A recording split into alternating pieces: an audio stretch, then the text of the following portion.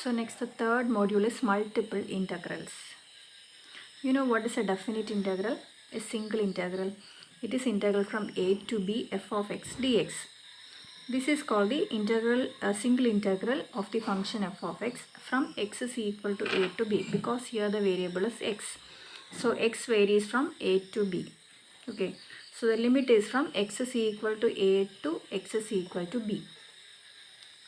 Now multiple integral means multiple times integration, that is double integral and triple integral. So double integral over r f of xy dA, this is the general format of a double integral of the function f of xy over a region R. So double integral of over R f of xy dA. dA means dx dy or dy dx. Okay. And its application is if z is equal to f of xy is a continuous function denoted by a surface. So z is equal to f of xy is a surface. Then double integral over R f of xy dA. It is the volume of f of xy is equal to z. Okay, so this is the surface and the volume of the surface is double integral over R f of xy dA over a region R. Next we have to evaluate the double integrals. How will you evaluate double integral over R f of xy dA? So this dA means either it is dx dy or dy dx. Okay.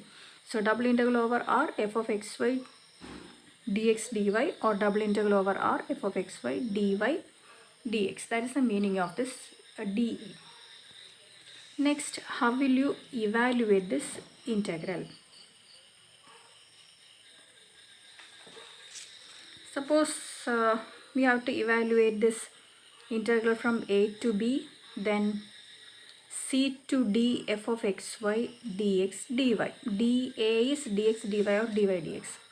And if it is a to b, then c to d f of xy dx dy.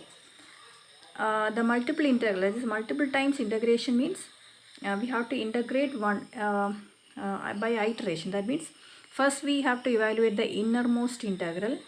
Innermost integral is this integral c to d. So this is the integral first we have to evaluate. So I take this dx along with this integral. So first we have to integrate this integral, then the outermost integral a to b with respect to dy. Okay.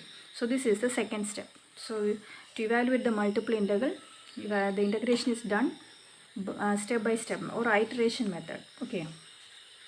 So if you look at the derivative, the differential term, it is dx in the innermost side. That means dx means with respect to x. So this integral c to d f of xy dx means this c to d f of xy dx. This means this c to d is the limit for x.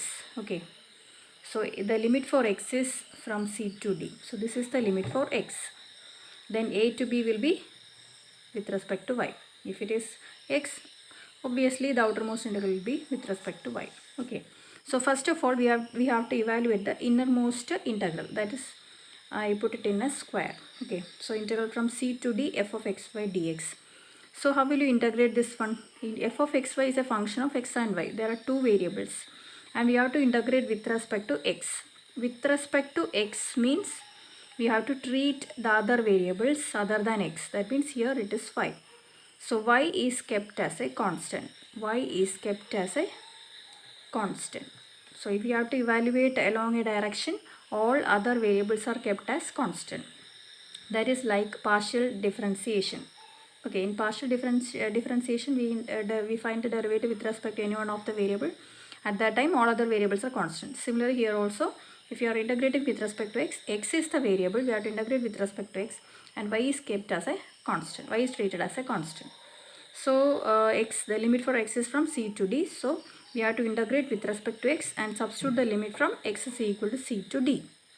Okay, then there will not be any variable x. So all the remaining variable is 5. So the outermost integral y from a to b dy remains, and this term is also a function of y. So now we can integrate with respect to y as in the single integral.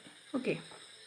And if it is a to b, then c to d f of xy dy dx.